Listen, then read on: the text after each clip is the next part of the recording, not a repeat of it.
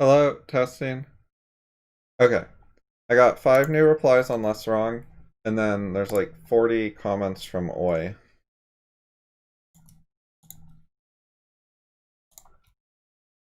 So I was going to take a look at those and write some replies.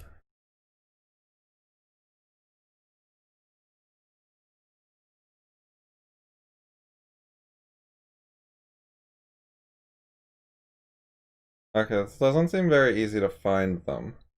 Like, find the new ones.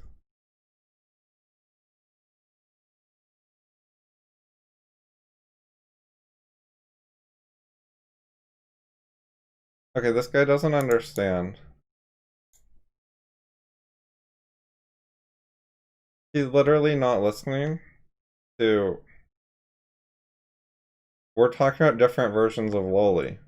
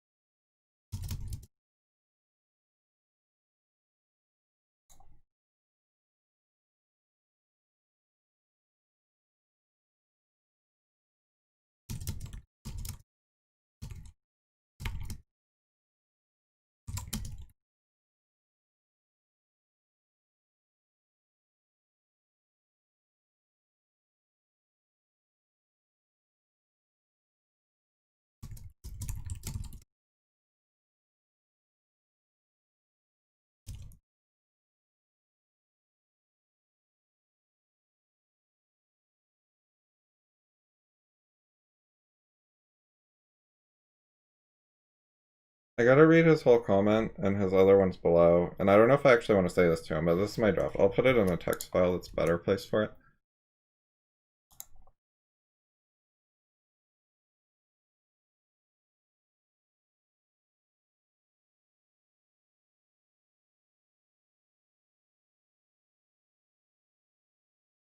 This is not it. Life is much more complicated than this.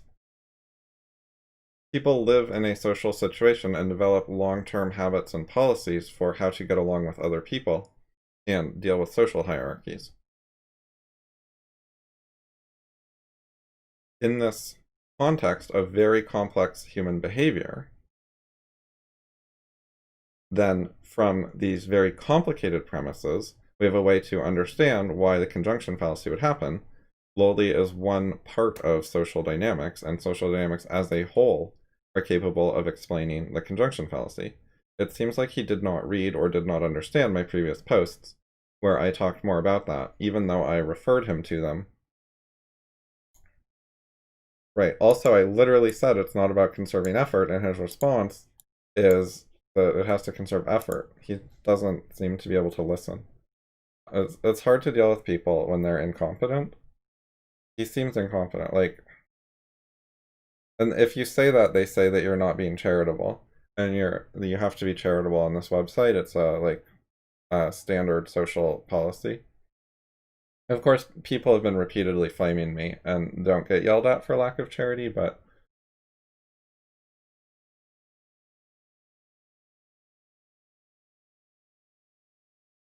I mean, the whole charity thing it's ambiguous and problematic. Like, is it charitable to think someone's ignorant, or is it more charitable to think that they're like wrong and stupid on purpose? Or do I have to come up with some incentives that cause him to do this? Because I could certainly come up with, you know, in his situation, it makes sense from his perspective to act like this because of social dynamics and childhood abuse and trauma and so on. Which I don't mean like abuse in like a strong sense, like 1 in 10 children is abused or something. I mean like the sort of universal abuse that all children are traumatized in childhood in our society. And like you go through that and you get sent to school and you're forced to be there day after day after day, and you have to deal with bullies and bullies that are teachers and so on. And that is a hard thing, and coping with it is difficult, and so it creates incentives to figure out some sort of coping strategy, and that is why people are like this. Is that charitable to say that's what happened to him? So he's not a bad person, he's just a victim of circumstances. Or am I supposed to come up with a charitable interpretation where he's actually making sense? Because I don't think those always exist.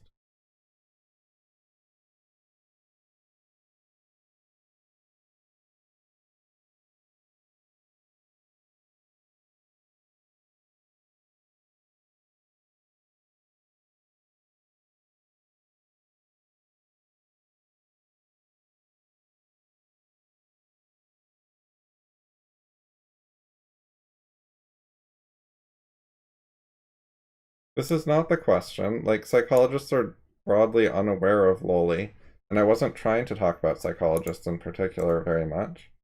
I was trying to explain the conjunction fallacy.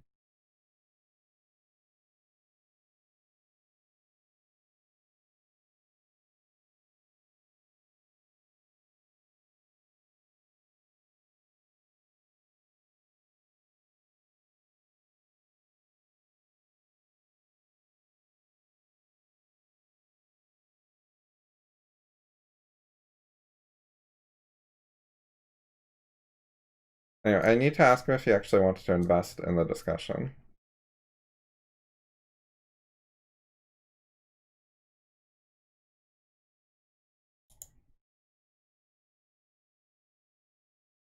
No, I didn't say that.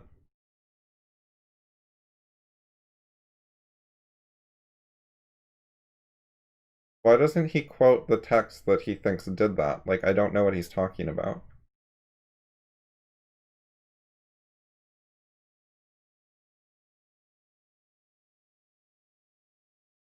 Oh, I specifically, explicitly. I think he doesn't know what I'm talking about.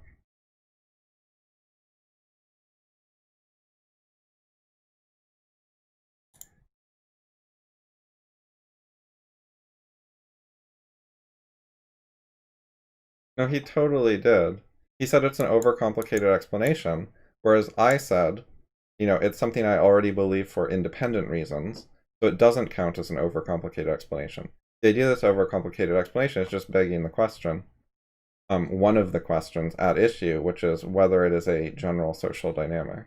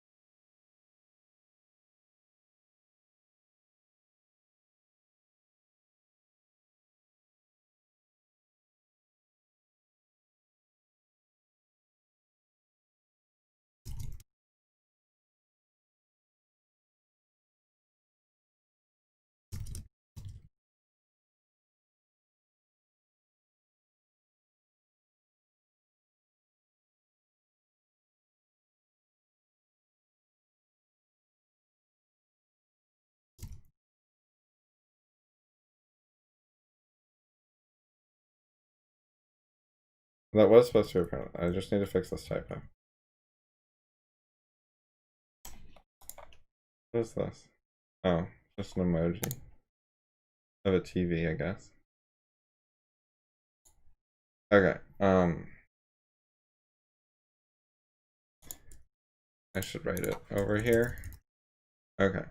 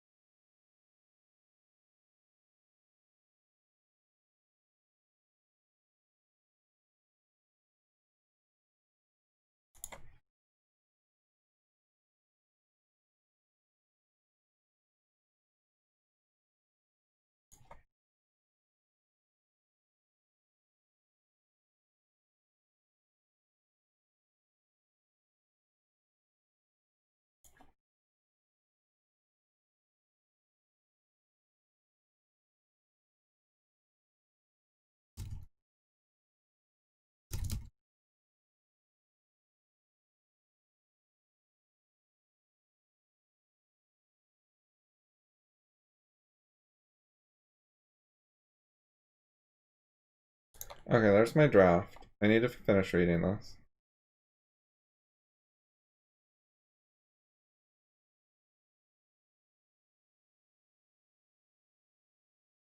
He's so evidence and research based. It's a major framework clash.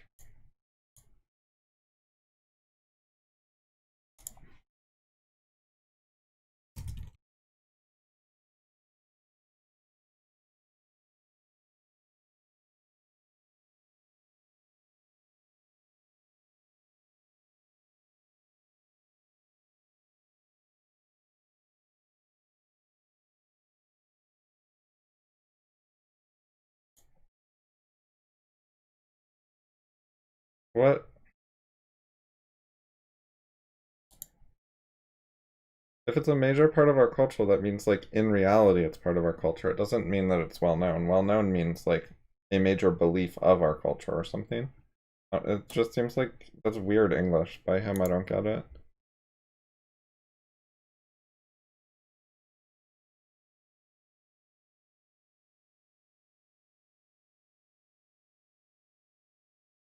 Why? Like that's odd, but okay. It seems like these people don't click on the links in my post though, because if they read my prior posts, I linked to Yudkowsky's example of the conjunction fallacy, and I don't know why you'd use Wikipedia over Yudkowsky. There's also the papers themselves, but whatever.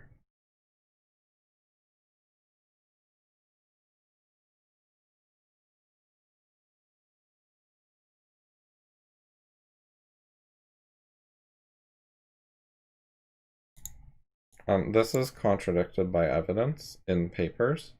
He might be talking about certain specific cases, but they've tried explaining it like in the questionnaire and still gotten a lot of wrong answers.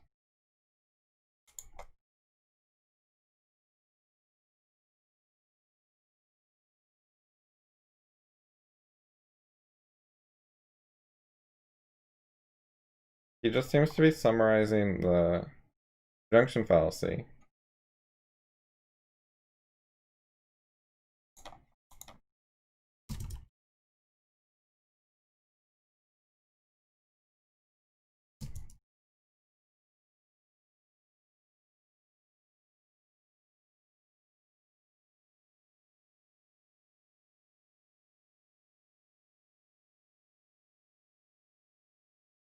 I mean, I don't know what to say besides this, because it seems like he didn't.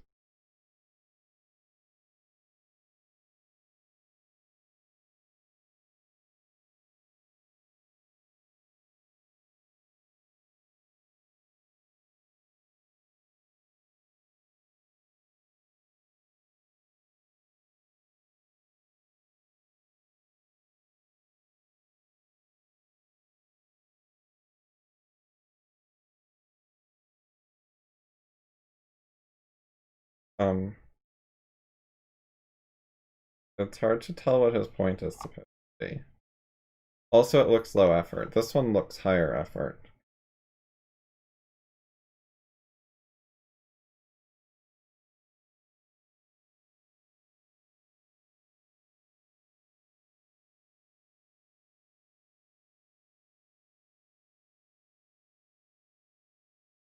He's not actually engaging, like, he didn't discuss Loli in this post.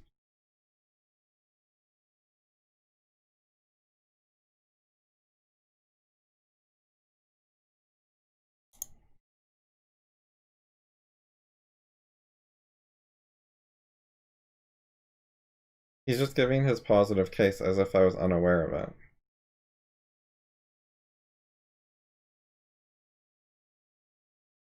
The thing he's saying is not even the standard explanation. The standard explanation is that people look at representativeness of statements rather than probability of statements when asked about probability. It's not that they're conserving effort. But he doesn't know what he's talking about. I mean, I don't think that this will help. The main thing I could do if I do this is if he says yes, then I could ask if he wants to try to attempt a serious discussion to a conclusion. On the other hand, he's done nothing to like show skill. There's nothing here that shows like actual value. On the other hand, that's the same thing with GJM. I think though, if I just ignore all of them, that the community will see that negatively on me. So I think I'm under like implied social pressure to engage with some of them in some manner.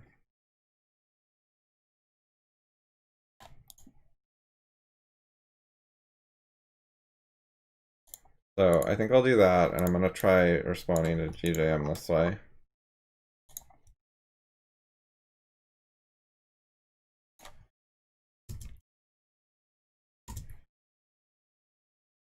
I don't know why this guy splits his comments up so much, by the way. He wrote 3 separate comments on the initial post, and like this is a double comment here.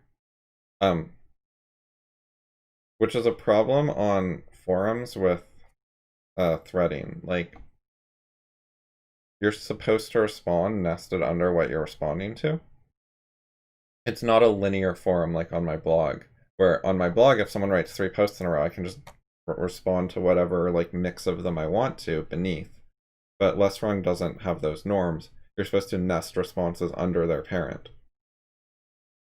And there's no norm for multi-responding. Like on my blog, I can quote or tag multiple parent comments, but Less Wrong doesn't work that way. So it's awkward when they split their comment across multiple comments because they're pushing you to write multiple separate replies, which is not what I want to do. So hence we have all your comments.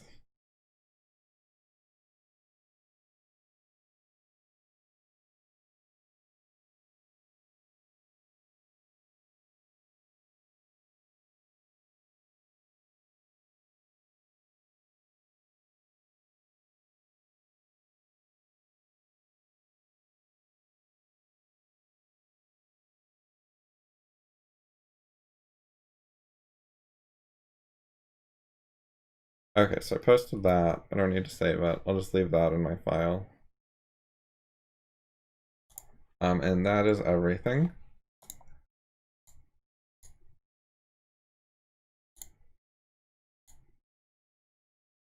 So we go back here, now it says 17. I wrote 2 comments, so there aren't actually new ones. Right? I don't think there are new ones.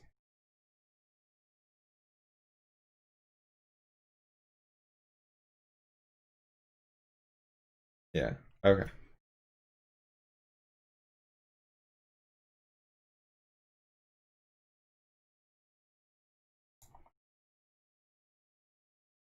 Justin, that depends. Like, it depends on what they say. Like, if I keep asking people, do you want to have a rational discussion, and they just don't reply to me, that seems kind of reasonable on my part. Like, I'm offering discussion, and they're saying no thank you.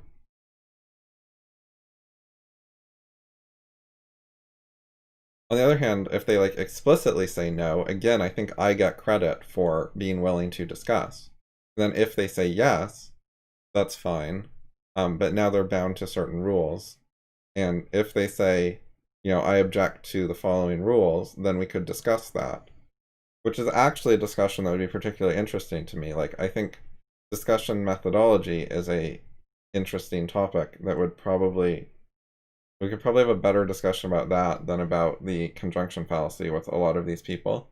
Like, I'm curious what they would object to, or what alternatives they would try to propose. I think they're a community that thinks they have discussion methodology stuff figured out. Like, they think they have a bunch of ideas about it and procedures and so on, like double crux. But they don't really have some of the core problems in the field, like, even thought of as far as I can tell, let alone answered. Like, one of the core questions is, how do you unilaterally end a discussion in a rational manner? Because there are a lot of dangers where you can, you know, irrationally, unilaterally end a discussion. So what procedures can you use to make sure it's a rational unilateral ending of discussion? And I don't think that they have any answer to that. If they do, they might have articles on it. I'd be interested in to see them. But I'm not aware of any. And I certainly don't see it in like community norms, like any sort of widespread way of dealing with it, because people just sort of go comment on stuff and then stop whenever they feel like it, is my general impression.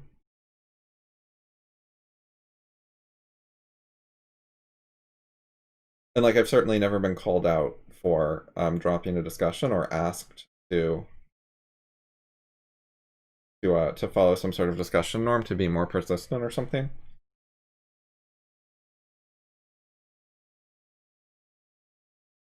The whole thing's awkward because the site is very social dynamics based, without realizing it. Like they think they know stuff about psychology and social dynamics, but then their site is like a popularity contest to get attention. And they're always doing social dynamics on each other without recognizing it. Like they just don't know how a lot of them work and can't recognize them. Which is like understandable. It's obscure knowledge, not well known at all, poorly analyzed in general by our culture, but if you want to be a site about rationality discussions, you should have a lot of explicit material about here's what we think the social dynamics are, here's how we avoid them in our discussions, something like that. But I write a post about social dynamics and like there's no interest. And I asked specifically like if there's any better starting point, like has anyone already written a better summary of social dynamics, and I get no answer.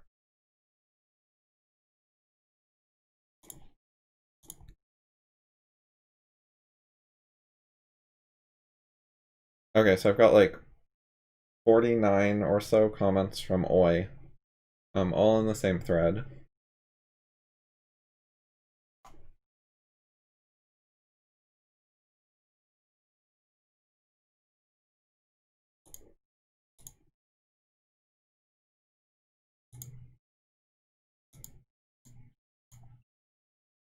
Oh, I need to find the first one.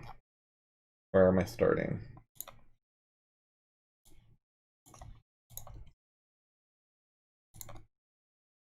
Okay, here we go.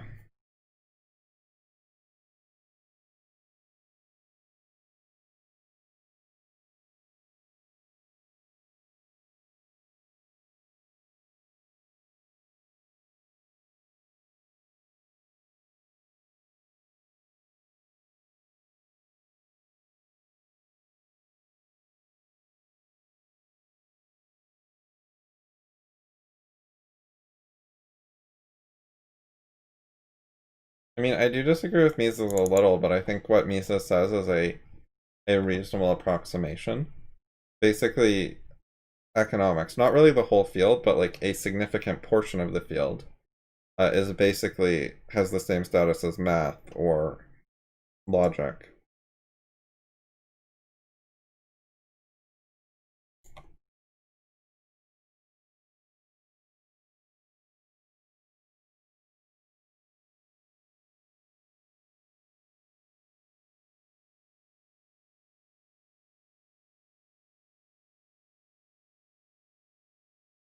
What on? I didn't rewrite his book. Like, what on earth?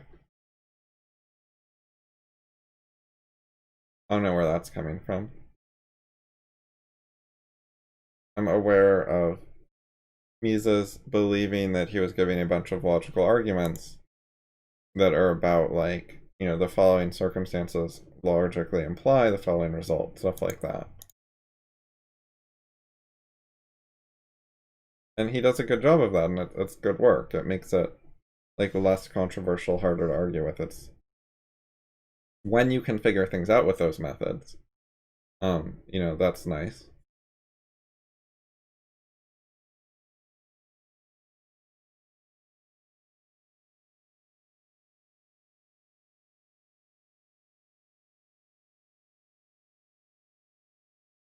Oh, wait, I should like check what comment he's like quintuple responding to. Oh, it's a it's an Alan blog post link. But he was talking about me, but he's responding to not me. I don't know what he thinks I disagree with Mises about. Oh, it might be because I said I think that the analytic synthetic dichotomy is a bad idea. It doesn't. That's not a substantive disagreement with Mises as far as I know, though. I don't think the like math and non-math dichotomy is a bad idea, which I interpret Mises as saying something along those lines.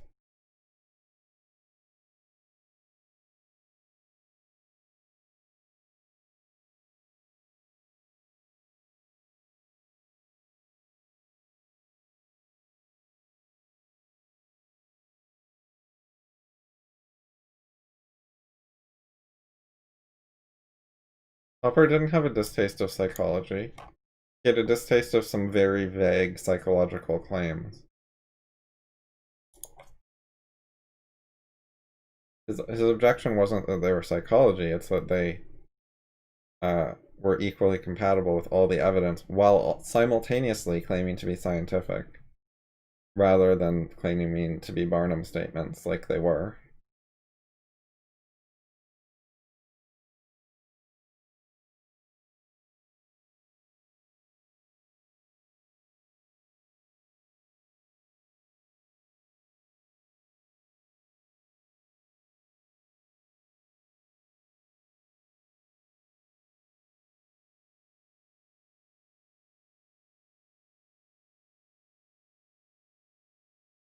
This is generally just too chaotic and hard to follow.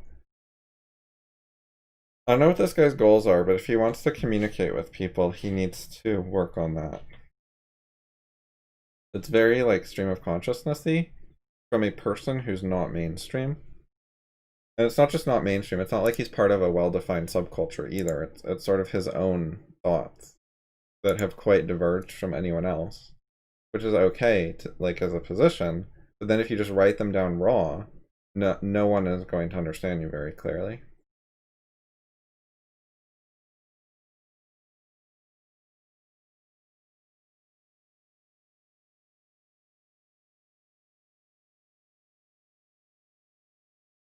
If he'd slow down and make like one specific claim that he wanted to discuss, then we might be able to reach some sort of resolution about it step by step. But when I tried to talk to him about like details at the very beginning, like I had to change approach to deal with this guy. When I first tried to engage with him, he was making detail errors, which prevented resolving things. Like I asked him for quotes, and he said something like, "I did give paraphrases," and paraphrases aren't quotes. So that's not a correction of my request for quotes that you gave paraphrases previously. That's actually an affirmation that you were giving something other than quotes. So he was just screwing up like very basic factual, logical type issues, which is very typical. Like most people are like that, but I think it says something about partly why he's in this like chaotic broad mode, because he's not so good at nailing down the details.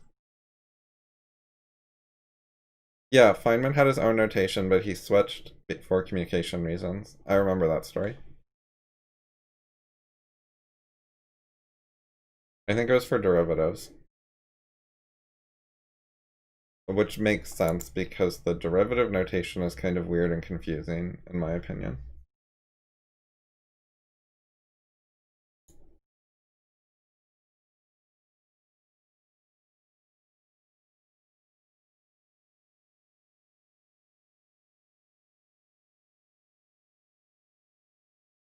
If these things are responding to stuff from Alan's blog post, yes, I meant the standard notation. Uh, yeah, I did not like it when I was learning calculus.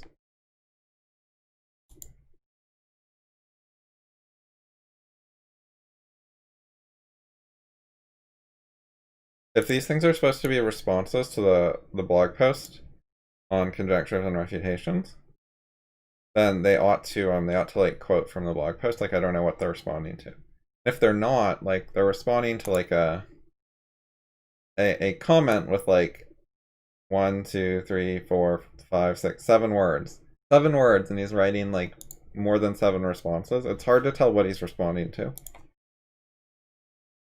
He's not doing a good enough job of explaining what questions he's answering or like what positions he's arguing with.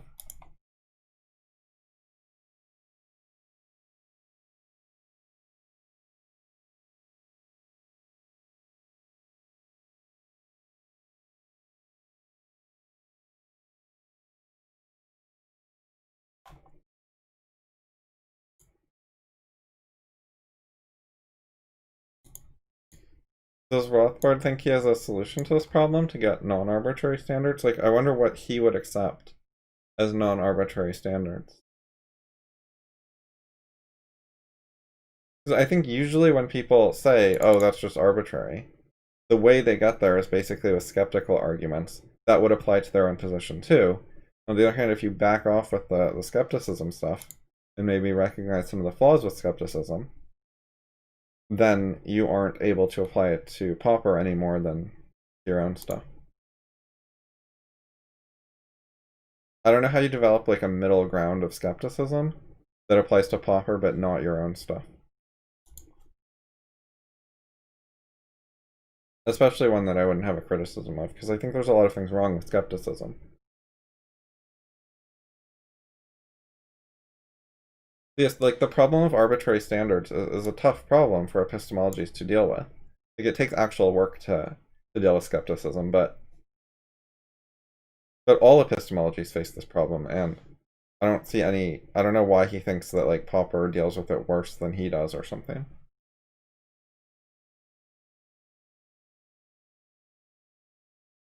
Maybe there's more info in the article, but I'll read a little bit of context. Arbitrary.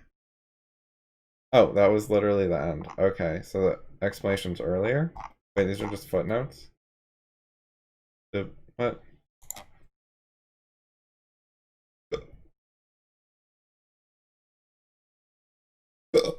Okay, so there's this other paragraph. Well, this isn't about epistemology.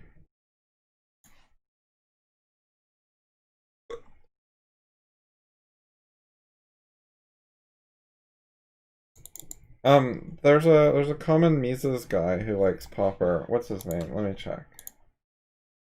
Herb Island, that's the one. I think he's dumb and bad, but and not open to discussion. But he's like a prominent Mises.org guy who likes Popper and tweets about Popper.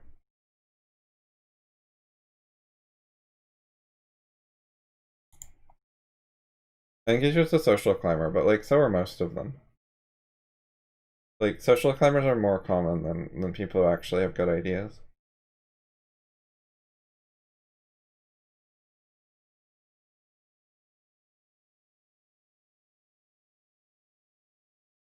But there's other Austrian Popper convergents like Rafe Champion and David Deutsch.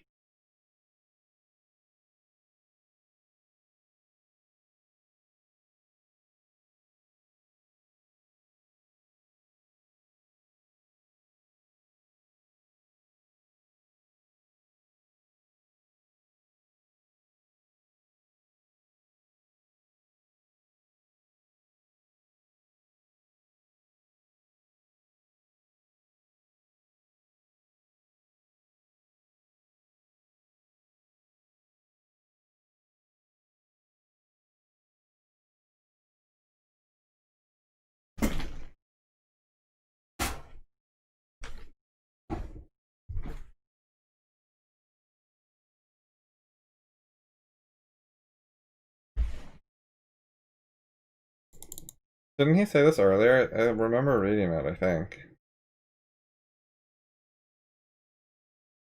Wait, or maybe I just scrolled up and got confused. Oh, this is the one where I was up. So this is the one where I was at arbitrary standards.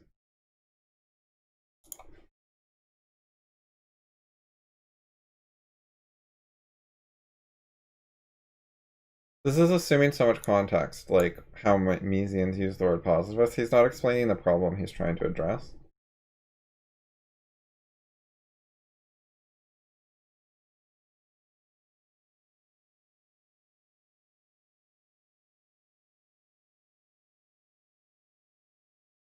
Which bad blood? Like he's jumping around so much I don't even know which bad blood, like specifically. Like he's talked about a bunch of stuff, but it's so vague and scattered.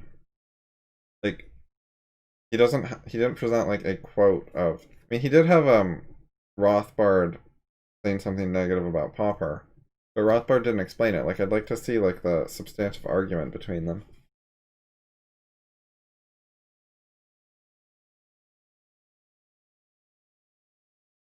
bad blood that isn't like substantive arguments doesn't particularly interest me, especially between dead people.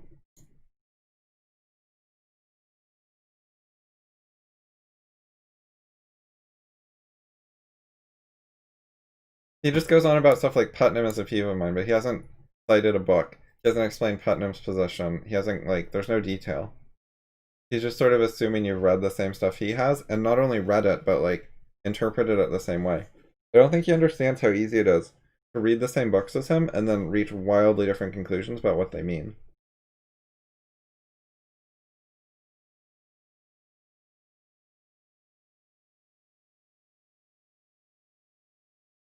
I've read some of the same books as him, and seem to have come up with some significantly different readings of them.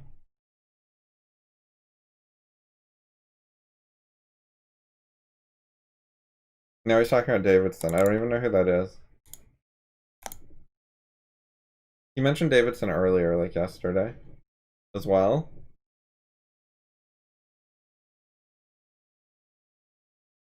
Now it's Gordon. We found out who that was yesterday. He is an Austrian who wrote some stuff about the Nazis, among other things. When he says I do agree with Gordon, like Gordon has written what, 25 things? Like wild guess? So like you agree with Gordon on what point? He's said so many different things.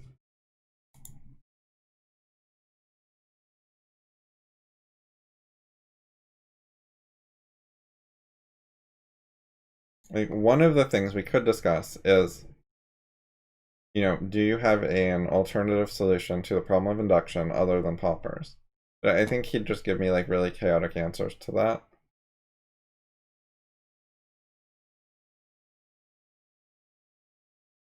Yeah, I think he would do well to like learn about idea trees and start organizing his ideas more.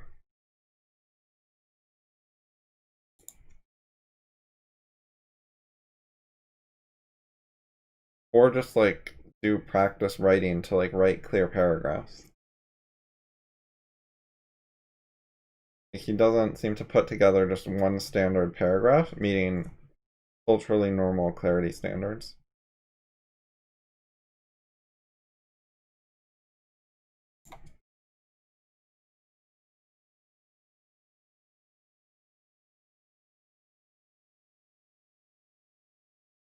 I don't know what this Gotha thing is. He's mentioned Gotha before. Like, I'm not an economist. I don't just read political philosophy and economy stuff all day. I've read some of it, but it's not my primary field.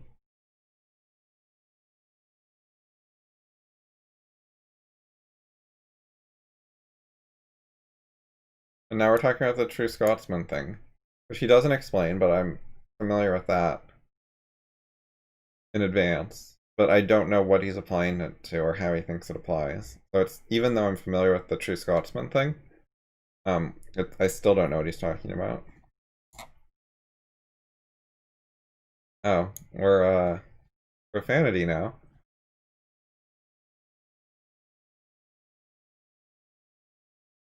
Which is like, on the one hand, I don't especially care. On the other hand, it's like, it's weird to me because now we're talking about like another person, and then two more people, and then there's profanity. I have like no idea what's going on. Like, maybe they're awful people, but I don't know what he's talking. Like, he didn't give an argument about them and then say, okay, fuck them. He just brought them up in the same like sentence and then said fuck them without explaining anything. Overdue defense. Oh, okay. So he's saying he hated Cliven and Ammon for some reason that he hasn't explained at all. But then David French's defense like changed his mind partially. It's like there's so much assumed context.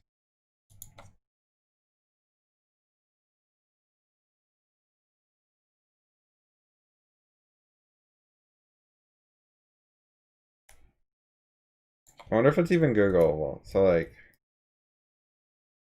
David French, Cliven, Ammon.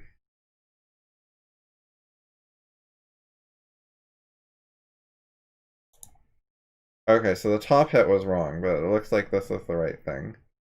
Cliven Bundy affair? Wait. He didn't say Bundy. Is this the right shit?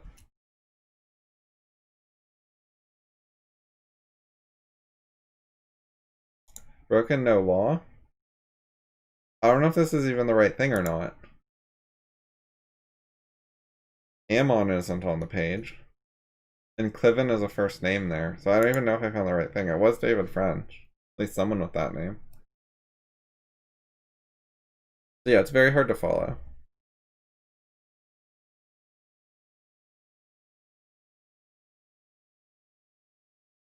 So this is not enough detail for me to discuss Popper with him.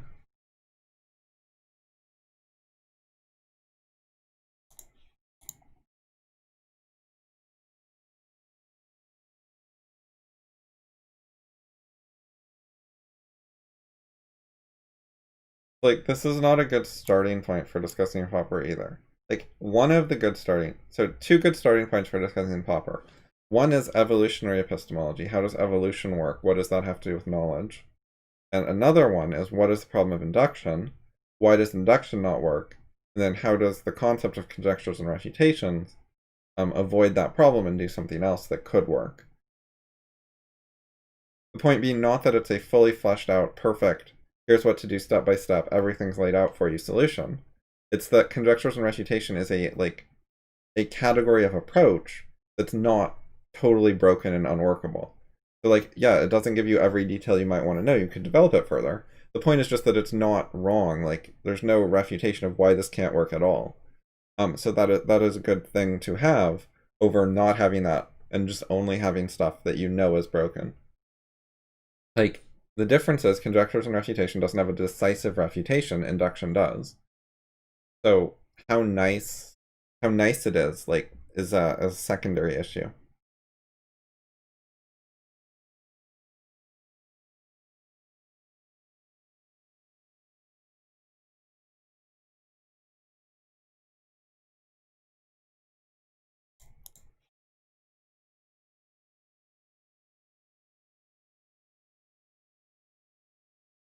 It looks long.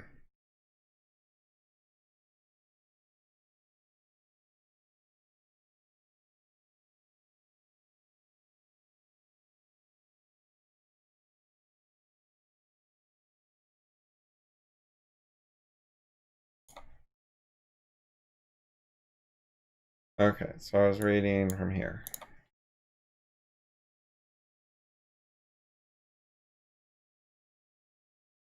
My plan, by the way, is just to link this stream at the bottom instead of responding to the comments in text. I did a bunch of text responses yesterday. It was okay, like we were talking in each other's direction, but it wasn't like close engagement. It wasn't like resolving particular issues. It was more like just shooting the shit, like chatting. Mostly him, but I like chatted a little.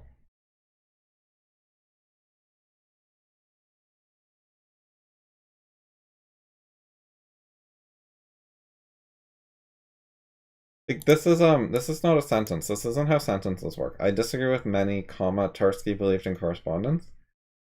The ongoing errors, like incorrect sentences, this one's kind of incoherent, contribute to the chaos. Like, there's many factors contributing to the chaos, and he could clean some of them up.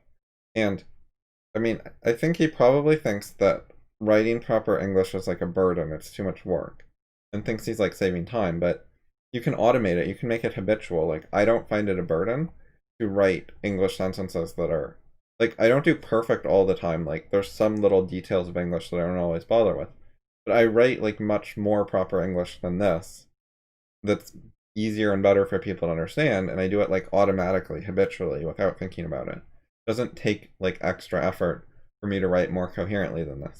Like, he disagrees with many what, and then this is a comma splice. These are, like, this shouldn't be a single sentence.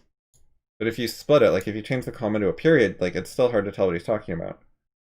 You disagree with many as like as a single sentence, many what, like, and why? Why do you disagree with them? And then Tarski belief in correspondence, that's just like a topic jump.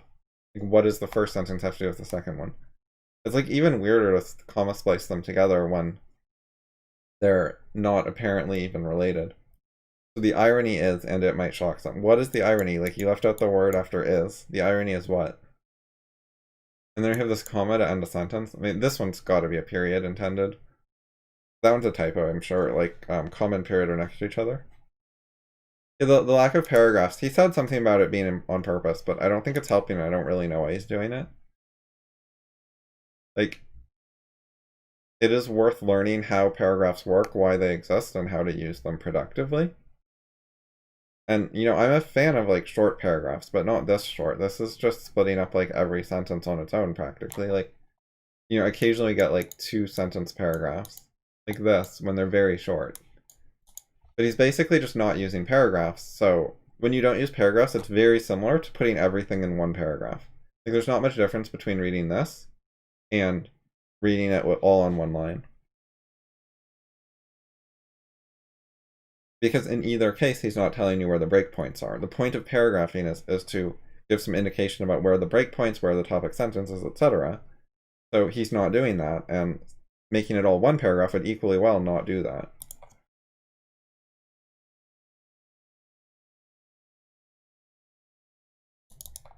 This I don't particularly want to talk about. Like, fuck Popper's politics. I mean, there's some good ideas mixed in, but mostly I just don't really want to defend them or discuss them. Like, I'm not that interested. I mean, in some context, I might want to criticize Popper's politics, which I've done sometimes. But mostly just, like, he's not valuable in politics except for, specific bits and pieces. So when I talk about Popper, what I want to do is focus on how does epistemology in general work, which of course applies to sociology because it's universal, but I'm not interested in his specific applications to sociology. Because like Popper did not respond to Mises. He didn't answer like capitalism and libertarianism. He didn't answer classical liberalism. He thought he was a liberal and then contradicted classical liberalism a bunch and didn't explain it. He didn't understand the opposing view and like engage with it, which is not at all what he's like with epistemology. In epistemology, he's like quoting people and explaining what their views are, what the problem they're trying to solve is, his take on the problem, etc. It's like good. Then in politics, he's much worse. I mean, he does that for like parts of politics. Like he knows some things about what Plato and Marx thought and what problems they were trying to solve and how they tried to solve them and how he proposes better stuff. But like just for some of the main stuff like capitalism that we consider relevant today, Popper doesn't offer reasonable analysis. Like what, like it's in like maybe the Hakohen one, but there's some book where you can read like some Popper commenting or like one of his associates commenting something about just Popper like did not like Mises, was aware of him, didn't like him, didn't engage with him like on purpose, by choice, and he never argued his case. So screw him. He chose not to materially contribute to the debate. Like he did not write a rebuttal to Mises, and he just wrote a bunch of stuff that's refuted by Mises. Maybe not a bunch. Like a lot of his stuff is tangential to it, but he wrote some. Like he's a socialism sympathizer. And he wanted like TV censorship. He mentioned that like late in life.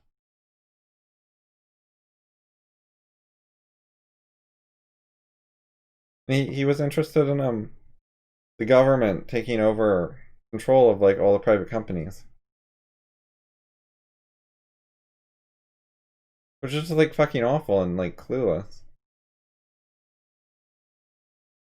And he did not accompany it with any explanation of a case against Mises or capitalism or freedom or whatever. So I think he just was ignorant of economics broadly, or at least the Austrian kind. And like he did not seem to understand some of the classical liberal principles, and like don't initiate force is not a consistent Popper principle. He says he's in favor of freedom, but what does freedom mean? Freedom from force. That's not what Popper means by freedom, or he's just inconsistent. I don't know if he gave some other definition of freedom somewhere. I don't recall one offhand, but I haven't read his political stuff for a long time. Like, I read Popper quite a while ago, like more than 10 years ago, mostly.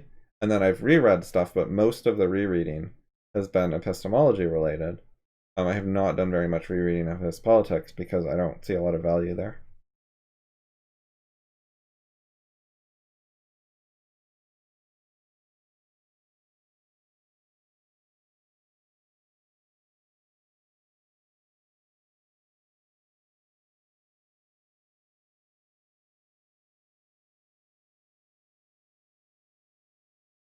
what Hume was pro-induction ultimately. Like Hume said, yeah, induction doesn't work, but we use it anyways. It must be like a decent approximation, or we're just inherently irrational or something. But he like, after proving induction was broken, he just accepted it anyways as like a psychological fact or some shit. Like, yeah, it's not logically valid, but we use it and it. But Hume did not treat induction like Popper. Like, you cannot possibly ever learn anything from induction. It's completely a zero. You can't approximate the truth with it. You can't use it as a rule of thumb. You can't do anything with it. Like, Hume didn't get that. So it's quite different than Popper. He's just Resident Newton. He's just throwing out all these names. Voltaire. Like, it's so many at once. It's overwhelming. It's too many things to talk about. Like,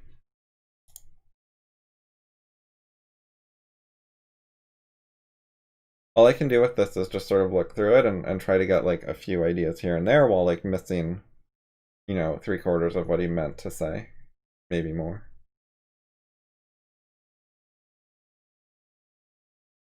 What on earth? Radical relativist.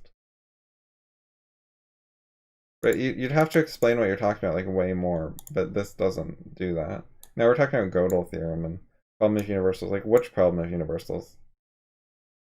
What do you mean by relativism? What do you mean by radical?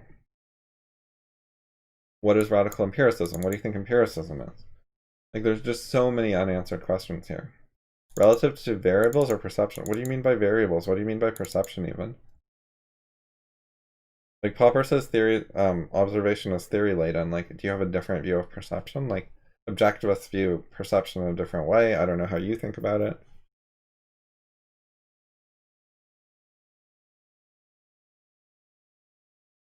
What does pluralizing perception mean? What does applying relativity to variables mean? What is truth pluralism? I guess it means there is an objective truth, but like Popper thinks there is objective truth. He wrote a book called Objective Knowledge. He is pro-truth and like, he's a realist. He thinks like questions have right answers. He thought even moral questions had truth. He said something about that in World of Parmenides, or maybe it was in Objective Knowledge. I forgot, one of those. Where he says something about he thinks like even morality you can apply truth stuff to. I think he said ethics, but same difference. But so the point of that is not just that he's like somewhat applying it there. Like, I think he wanted to apply it, but like thinks lots of other people disagree with him, so he didn't want to make a strong claim. But anyways, if he'll do it for morality, like certainly he thinks there's truth in science and so on, which he says all the time.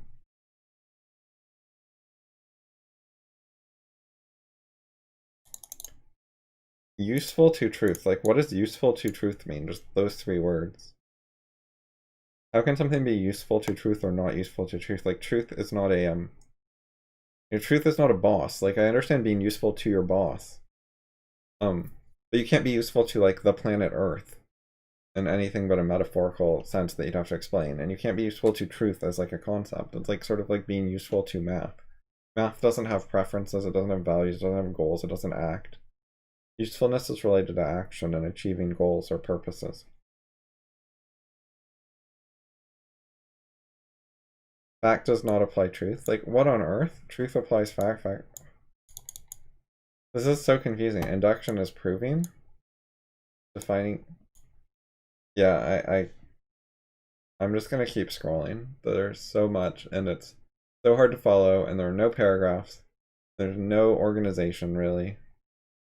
This only acknowledges induction occurs. I don't acknowledge that. That's an example of like a specific point that could maybe be debated if he would calm down and like figure out how to explain something coherently. But it would be tricky. He'd have to say what he thinks induction is first, before debating whether it occurs. So like he could define induction, and then he could give like an example scenario, and then he could say how in the scenario the thing he defined as induction occurs. And then I could say whether I disagree with the definition, or I accept the definition and then disagree that applied in the scenario, or a third option that, I've changed my mind due to counterexample.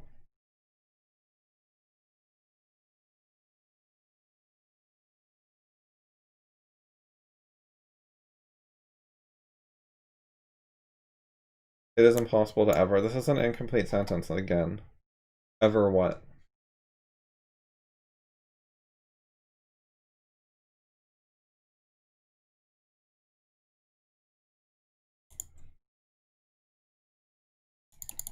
This is an incorrect sentence as well, and it has a comma on the end instead of a period.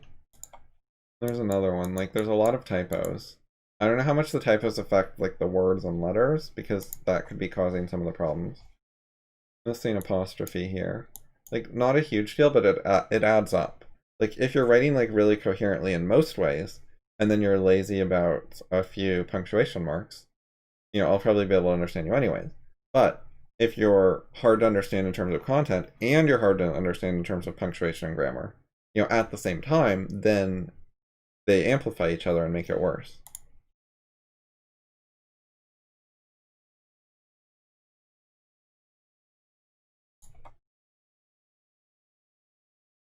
His critique is biology isn't truth. Whose critique? Whose critique? And like what? No one said biology is truth. What would that even mean? Biology can't be proven. What is biology? Like, biology can't be proven. Biology is not a specific claim about reality. Like, it's a field. It's like saying math can't be proven. Like, the field of math itself, like, is not a claim. What you can prove or not, maybe, is, you know, specific claims within the field.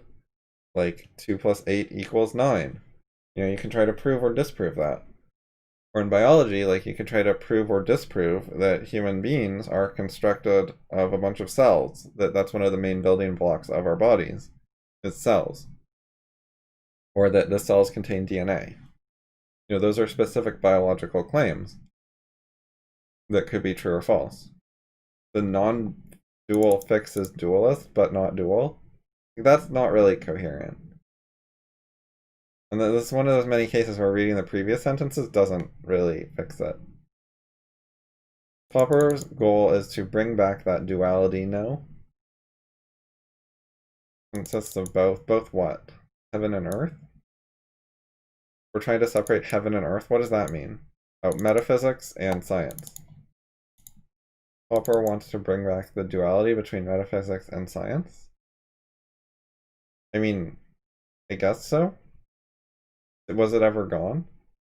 Like, not all claims are empirical claims. Is this guy like a hard empiricist? I mean, Mises has a duality. Like, he doesn't think that you know, his economic theories are empirical claims. He's not going to change his mind about price controls depending on the, you know, how much profit a certain company makes next year. Like, you're not going to record some empirical facts about market data and then get Austrians to change their view on price controls. There is a duality between the empirical things where we're using science to try to understand our observations and the stuff that deals with like logic and conceptual argument and explanation and so on. I mean, Popper to some extent gets rid of the duality because he says everything deals with argument. You can never get rid of the philosophy. All observation is theory laden, so everything's theory laden. So we're always dealing with critical debate about ideas and concepts. So he doesn't actually have a duality technically, but that's because he, you know, he rejects the hard empiricism stuff so thoroughly.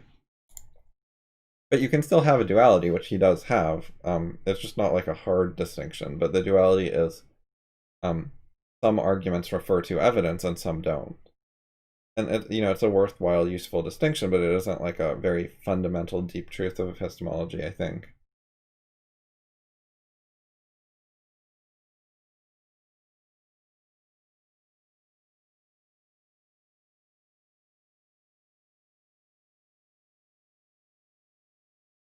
What is this? Something about dualism. Okay.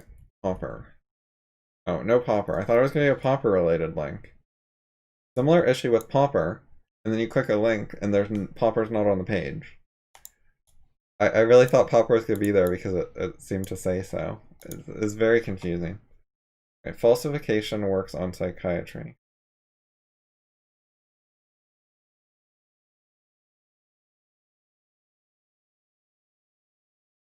I don't even know what retroduction is. He's been talking about that. He brought up abduction, which he hasn't defined and he hasn't dealt with. Like the many problems that it's vague as fuck. Like inference to the best explanation. Well, how do you know which one? Jesus. How does that help? What's the method? What do you do to, and why do you think it's an inference? If it just means get the best explanation by any means whatsoever, then it's like very low content. So if you're going to talk about abduction, you should go into some more detail about what you mean.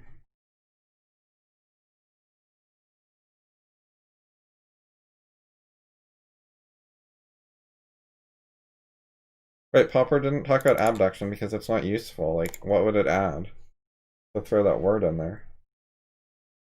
And that word is used by his rivals. It's just sort of an excuse. Like, yeah, we recognize induction doesn't solve all the problems we want it to solve. We'll just make up a different similar word and say it solves the other problems. Whatever you do for the other problems, we'll call it this other word.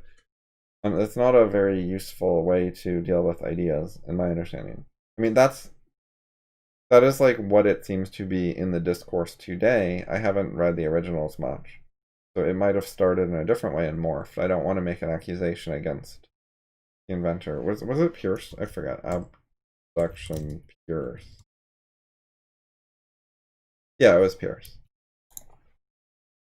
Anyways, not trying to attack Pierce, but the way abduction is in the discourse today, I've seen like zero value from pretty much. Like, no, not zero, negative value. Like, it's made things worse.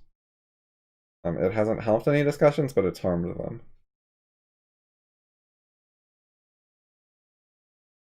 Pierce was writing like a while ago, like pre-Popper. Um, I don't think it was particularly good, but I talked about it a lot with Kieran. It's in 1595 post. You can type in the URLs without any of the title and it still works. So you can actually just type in curie.us/1595 to get to this thing. And yeah, the 239 comments here have a lot of Pierce stuff, among other things. And yeah, if you want to know about my epistemology, you can find some stuff in these links, as well as the comments below. As well as in David Deutsch's books are a pretty good starting point.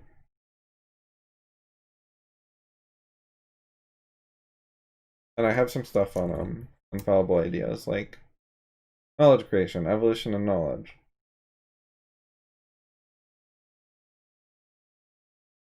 And some stuff about reason and so on.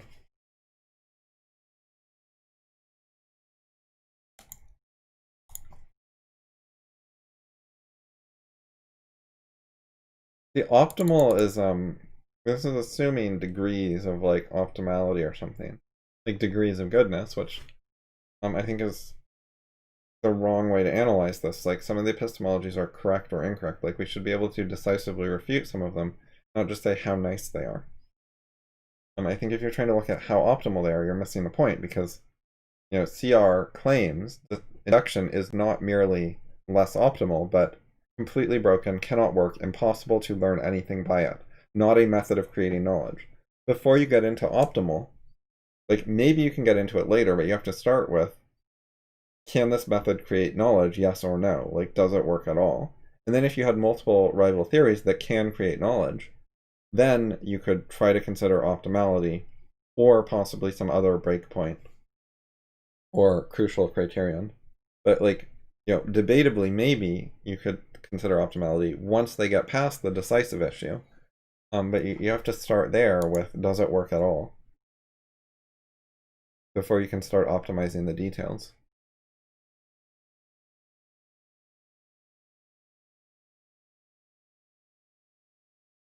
Abduction does not provide, as far as I know, any challenge to Popper that he didn't address. Like, I don't know what challenge you think is there. Like, what is the issue, the substantive issue, not just the word, that would change anything for Popper's views?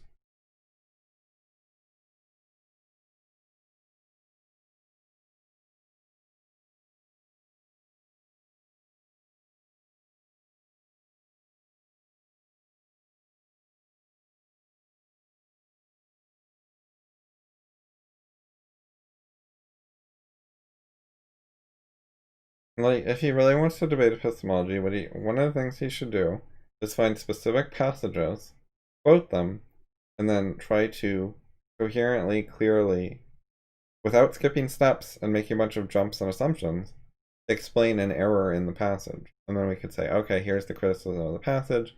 We could try to discuss and evaluate it. But when you're skipping all the steps and it's chaos, then we're not able to reach evaluations or conclusions about specific claims.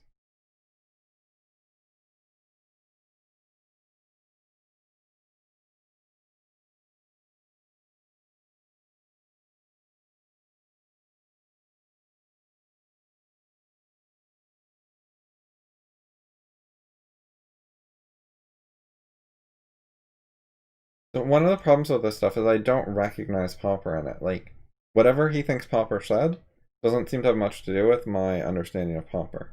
Like, we're just talking past each other. Not 100%, but like a lot. He keeps talking about falsification as well, which is like a standard tell that someone doesn't know their Popper very well.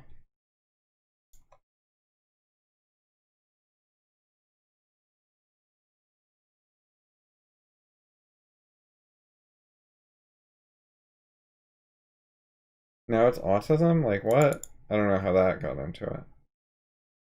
He uses like complicated examples that are controversial and stuff, so it's like digging the complexity deeper. Like he's trying to talk about one thing and then he brings up something else that adds huge amounts of extra complexity and it's unnecessary. So now he's talking about psychosis and bipolar, and he said he liked saws, but then he's bringing up this stuff saws criticized. I don't know why. And like a bunch of stuff about genes and alleles. I don't know why.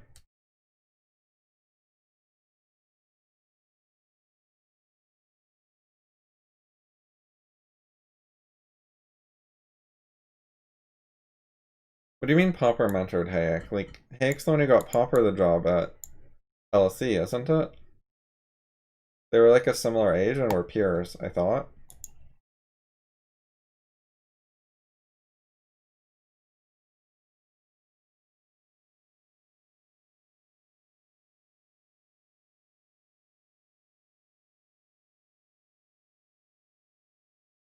Of course they weren't enemies. Like, Popper dedicated a book to Hayek.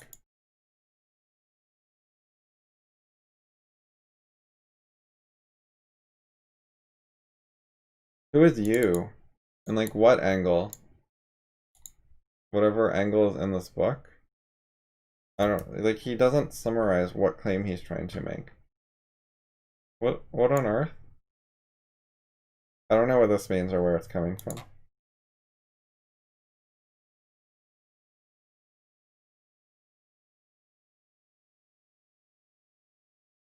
What?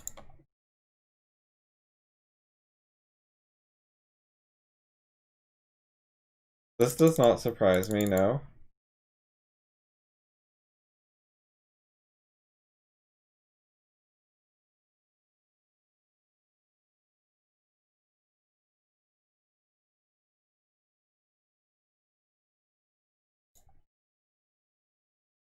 Okay, I'm gonna refresh the page now that I've marked this one. Ever read these two dudes? No, I don't think so. Blackman, I might have read a little bit. I've heard that name before. Yeah, so I may have read some, but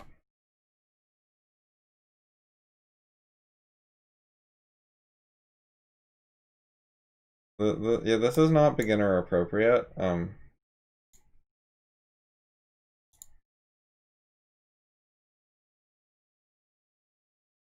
What is it?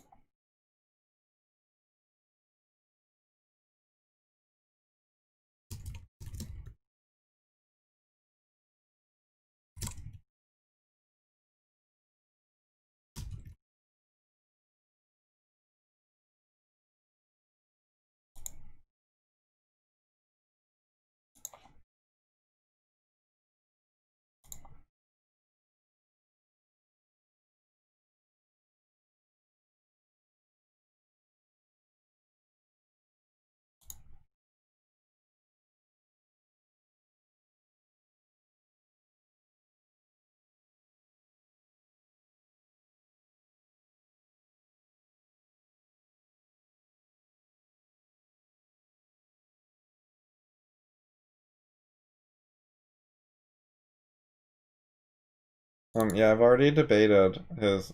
I'll respond to this so I can give the link.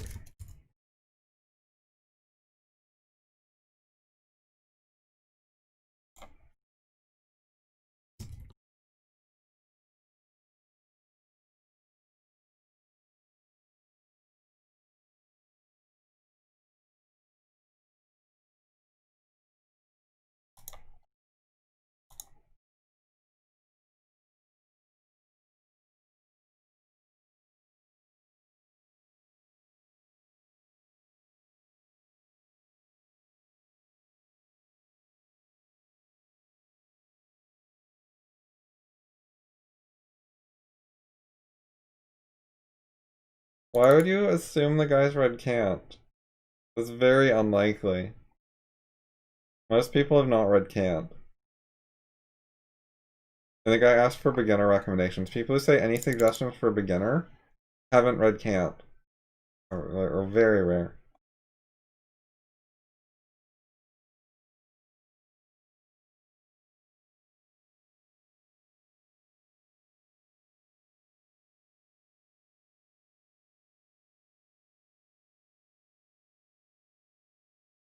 I would stay away from always reading recommendations. Like, I'm pretty specific in what I recommend. I really think it's better than, like, pretty much anything else. Like, I surveyed the literature and then I made recommendations. So I recommend it over alternatives. It's not like these are good ones, but also if you get recommendations somewhere else, they're good. If you get recommendations somewhere else, you're disagreeing with me, contradicting me. Like, I purposely recommend these things over other things. You know, there are a few other things that I like that didn't make the list or whatever, but they're reasonably close. But like the vast majority of other stuff, I anti-recommend. If you're going to read it, you're either ignoring me or you disagree with me or we could debate it or whatever. So I anti-recommend always recommendations as how to learn about the field.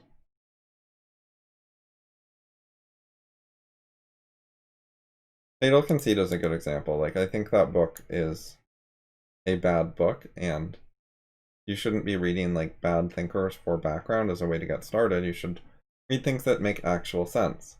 And then if you're really interested in the field later, you could read the wrong people and see what they thought and why.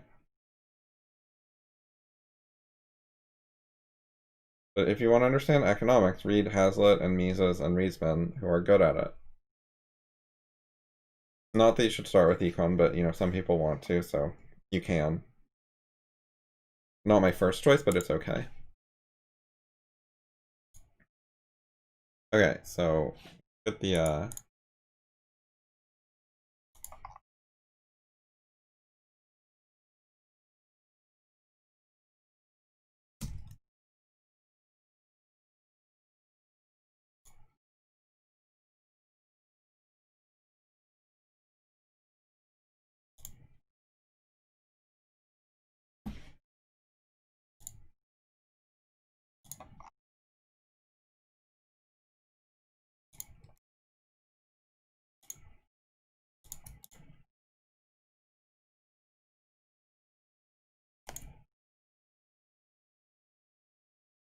Alright, there's one more comment here that just appeared.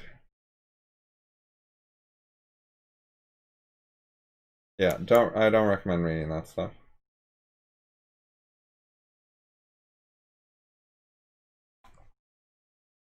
It depends on your goals, but like for the vast majority of goals, I think this would be wildly inappropriate and counterproductive. If you just want to understand like rationality or economics or something, this is not a good idea. It's just like lots of confusing stuff. This isn't like focused. It doesn't it's chaotic and scattered, just like his comments. Like what my recommendations have a particular perspective. Like I have a theory of what's good and why it's good and what fits together. And so I recommend like a sort of consistent set of things that are mostly compatible with each other. If you read them, it can paint a picture and give you a view of the world. Rather than just a bunch of different things that contradict each other and don't add up to any particular way of understanding the world. Like, you want a coherent viewpoint. It's better to have one coherent viewpoint than none.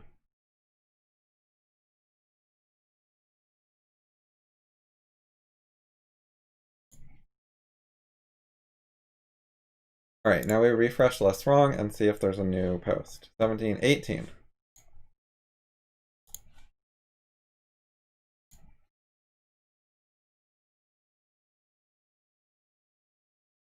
I skimmed over it. Okay, so basically no. He's trying to respond to this while not being adequately familiar with what I was actually saying. If you're not interested enough to read my post, I don't know why you're trying to write all this stuff. It's whatever. So basically he didn't really pay attention to what I said, and now he's trying to tell me the standard view, which I was already familiar with. I don't really get the point of it. I think I just stop responding now. Or I don't know. I guess I'll answer. Do you want to have it? What is your goal? Want to find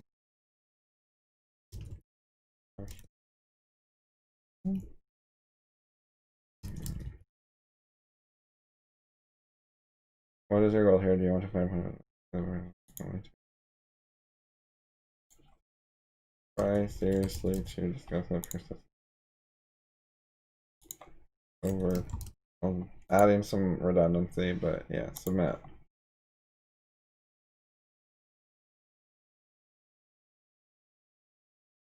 I should put this stream in the Less Wrong thread on my blog as well.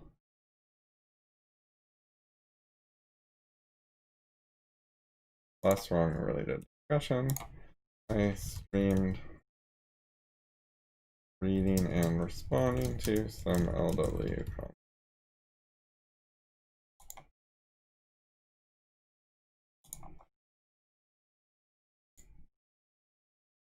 Alright, so it should now be 19. Wait, now it's not green. When I added a comment, it became not green, but last time I wrote 2 comments and then I refreshed and it was green, like there was something new, and then I had to go double check. That's confusing. Their whole site is not very good for discussion in a lot of ways. Like this thing. This is like your only inbox, is this stupid sidebar. There's no like page of responses to me where you can actually view it on the main page. You can only view it in the sidebar thing. You can view my own comments down here, but it doesn't show whether they have replies. Like, it's really not very well designed. The best thing I came up with to do is just refresh my user page and then see if the comment numbers go up or if the bell. I mean, I don't really have to look at comment numbers. If I'm logged in, then I can check the bell and it tells me about new responses. But yeah, it's not a good system. There's a lot of issues with the site, like permalinks are confusing and don't work well for comments.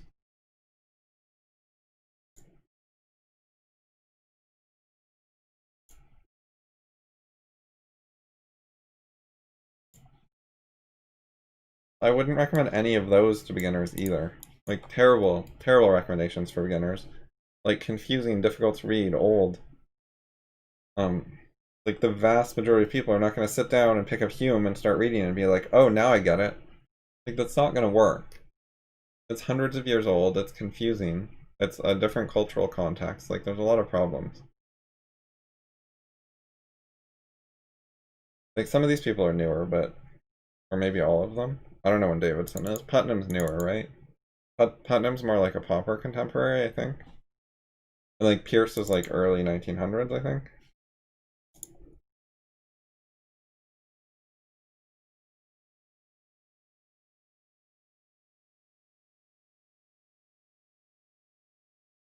I don't know what this guy is talking about, but yeah,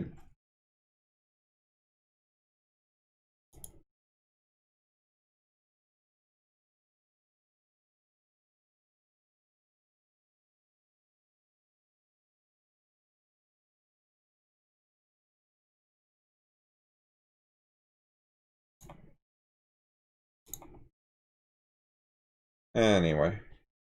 Alright, I'm caught up. So do I want to do anything else, or am I going to end stream?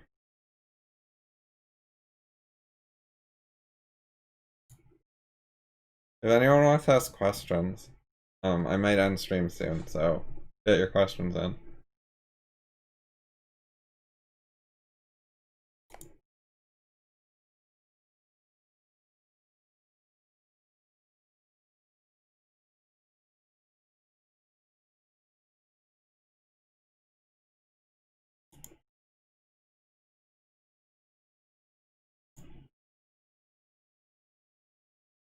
Less wrong is hard to engage with. I don't know quite what'll work there, but I think just like low expectations and keep doing my own thing is broadly the best approach. Justin, do you mean about TikTok and Tencent? Or something else?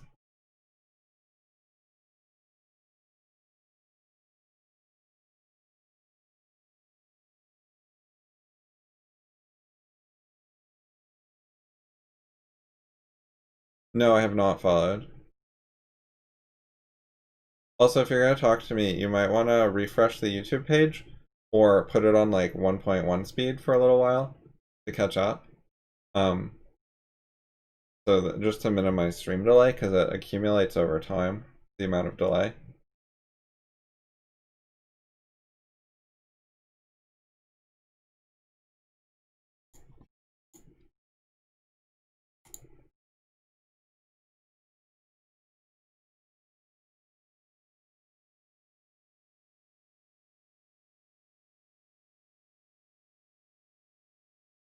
Basically, you can speed it up until it starts stuttering and then put it back to 1.0. I remembered 1.1 because Internet Rules uses that, but that's because he leaves it on 1.1 permanently and lets it stutter if we're talking on Discord and he has the stream muted. For visual only, then the stutters don't matter.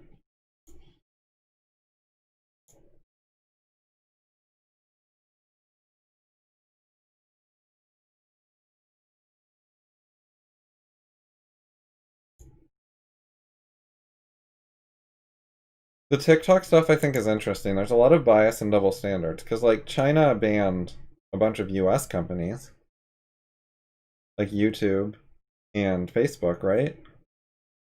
And Twitter. So but then we're not allowed to ban them. Like there's I know our country cares more about free speech, but I think there's a double standard where people are like inadequately critical of China banning stuff. And like, oh my god, Trump, how could you? And then they like attack Trump more than they attack the CCP.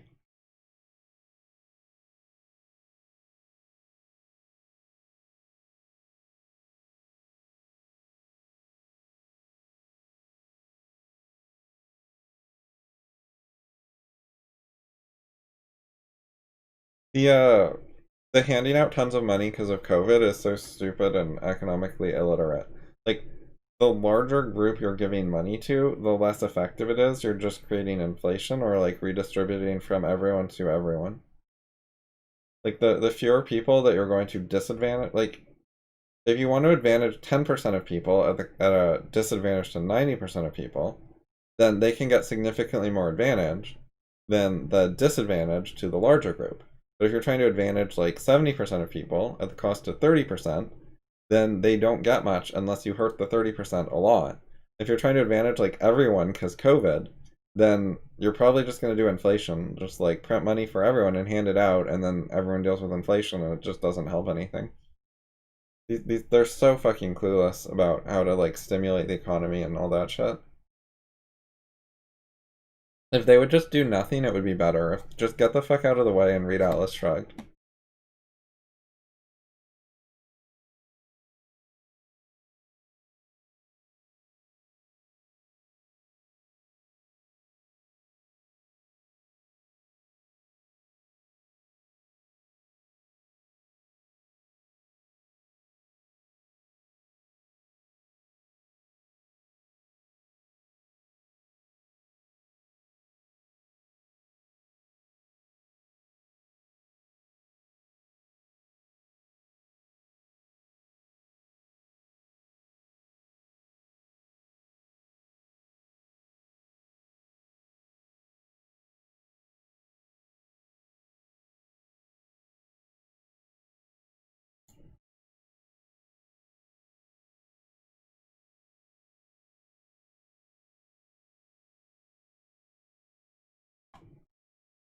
They're taking on a bunch of debt. I assume they're printing money too, or like creating credit or whatever they do.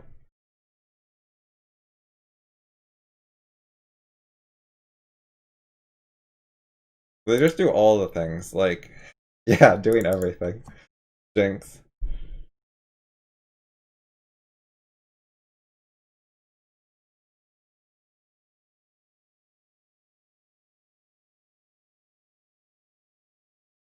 So yeah, the market is up a lot because the more inflation, the more the market goes up. I saw a tweet about it that was funny. It was just like, it was something like, where's the inflation? We've printed all this money and I don't see any inflation. And the response was like, the market is up like 50%. Or I don't know what the percentage was. And it didn't give a percentage, but you get the point. Like the market being up is the inflation. There's your inflation. It's right there. Look at it. The market did not go up so much because the companies got so much more profitable and better during COVID. It went up because the dollar's not worth as much.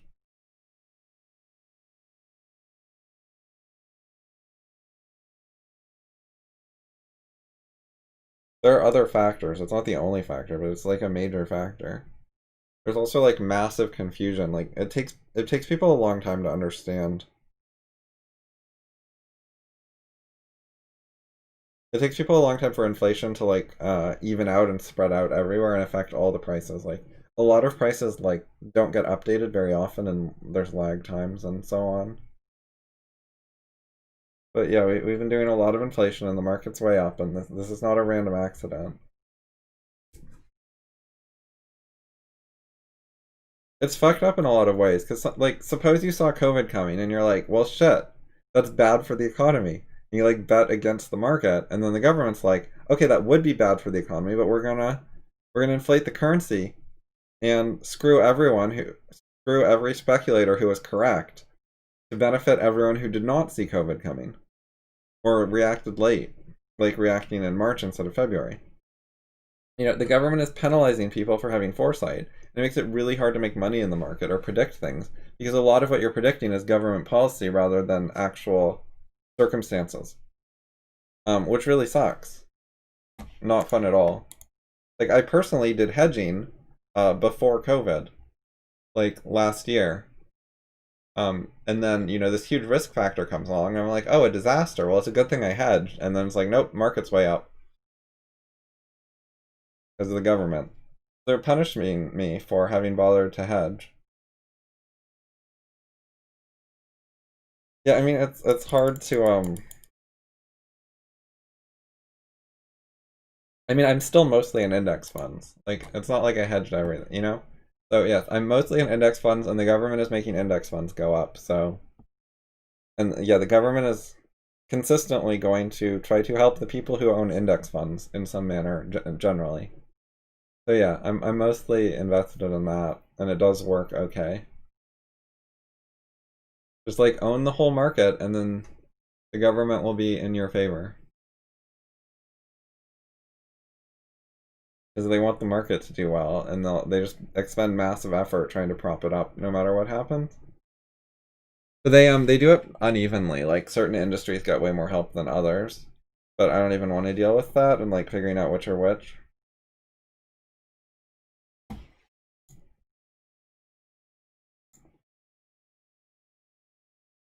Um,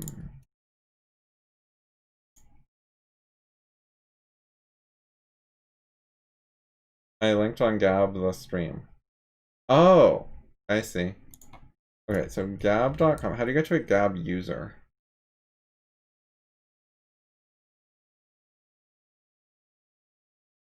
Oh, there we go. Okay, so we just do username.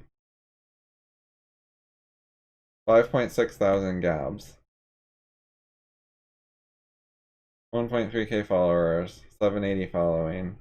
Dark Enlightenment, profile unavailable, 2016. Oh, that's pretty early for joining Gab, I think. I wonder when I am. Gab.com/Curie. Is that it, or is it Curie42? Pedro. Rip. Curie42. There's me. 2018, yeah, so he beat me onto Gab by 2 years. I knew about it for a while and didn't bother signing up. Don't use it, but yeah. Anyways. Wait, timeline? Comments? You have to log in just to like read gaps. Are they not public? And it's not auto completing my login shit. Log in. And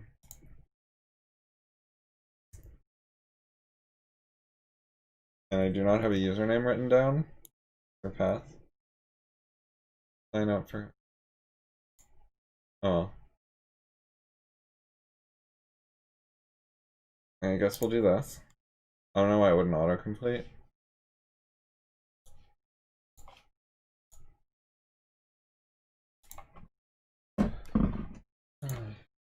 Gab.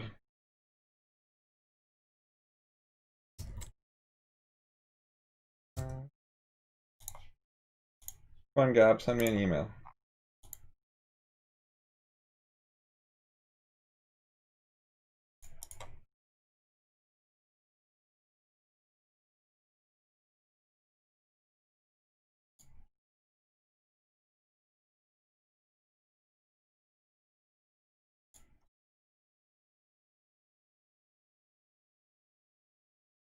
Profile unavailable. Maybe it's like protected or something.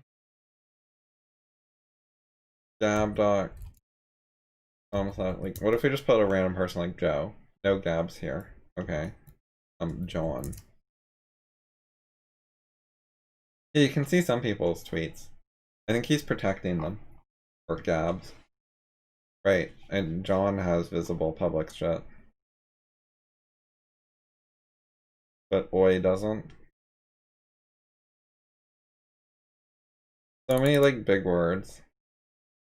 Ultra paleo-territorial monoculturalism and ultra neo-nativistic ethno-henism and ultra voluntaristic declarationist, ultra panarchogoristic localism. Like what? Gav still hasn't emailed me?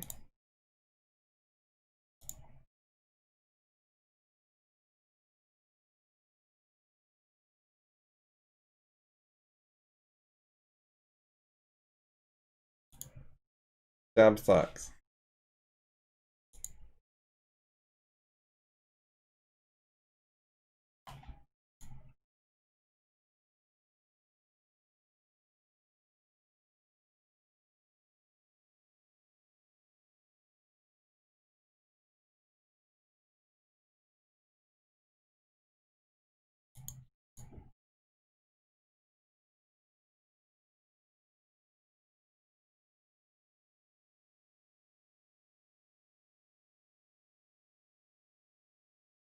Anyway.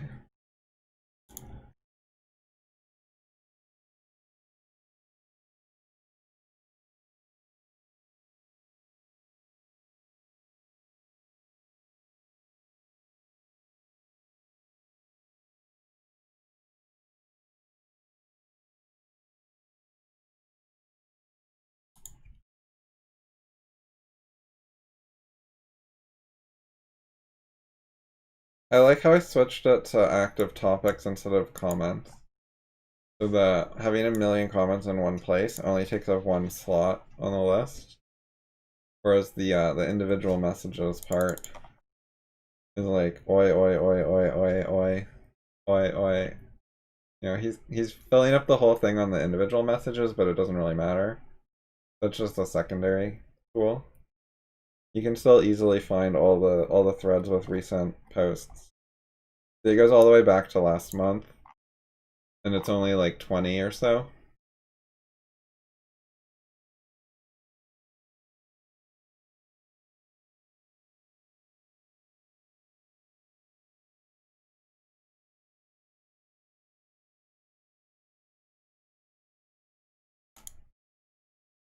Yeah, still no email from Gab. Rip.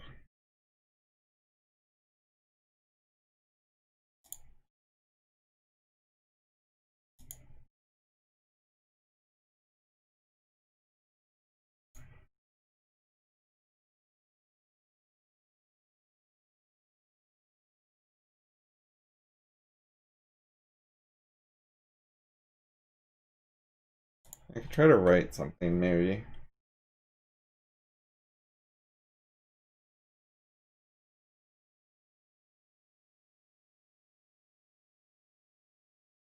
Let's see.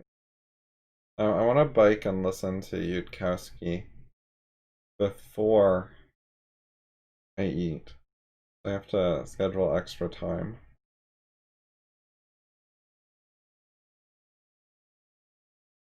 Yeah, so I'm just gonna end now then. Later.